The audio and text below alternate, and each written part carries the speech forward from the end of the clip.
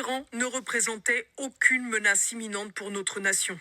La déclaration met à mal tout l'argumentaire de l'administration Trump.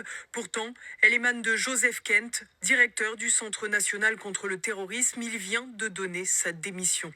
La première parmi les fonctionnaires de premier plan de l'appareil d'État américain nommés directement par Donald Trump à son retour au pouvoir.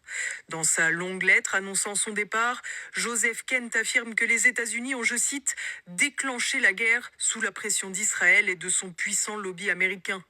Une lecture que nombre d'électeurs déçus de Trump partagent aujourd'hui aux États-Unis.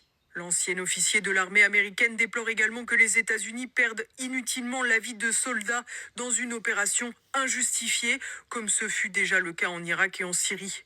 Il faut dire que Joseph Kent s'était rapproché du président américain peu avant 2020, juste après que son épouse, Shannon Kent, a été tuée dans un attentat en Syrie où elle servait pour la marine américaine. Sans surprise, la Maison-Blanche n'a pas manqué de répondre. La porte-parole Caroline Leavitt a rejeté de fausses allégations, estimant que l'idée de voir une intervention décidée sous l'influence d'autres personnes était insultant et risible.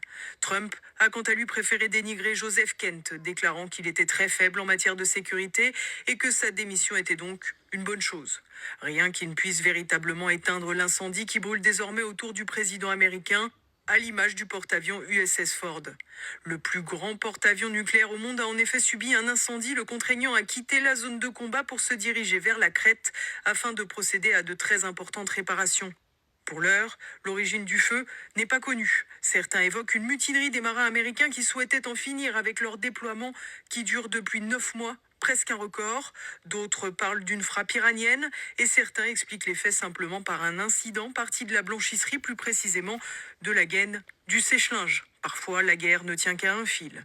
Toujours est-il que la mise hors service de l'USS Ford ne fait pas les affaires de Donald Trump, à qui les pays membres de l'OTAN viennent de refuser l'aide pour débloquer par la force le détroit d'Ormuz.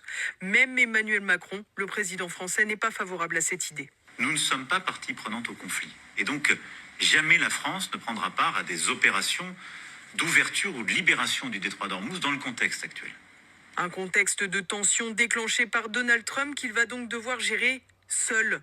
Une nouvelle occasion pour le président américain de bomber le torse vis-à-vis de ses prétendus alliés. Nous n'avons besoin de personne. Nous sommes la nation la plus puissante du monde. Nous disposons de loin de l'armée la plus puissante au monde. Nous n'avons pas besoin d'eux. Mais c'est intéressant. Dans certains cas, je le fais presque, non pas parce que nous avons besoin d'eux, mais parce que je veux voir comment ils réagissent. Parce que je répète depuis des années que si jamais nous avons besoin d'eux, ils ne seraient pas là.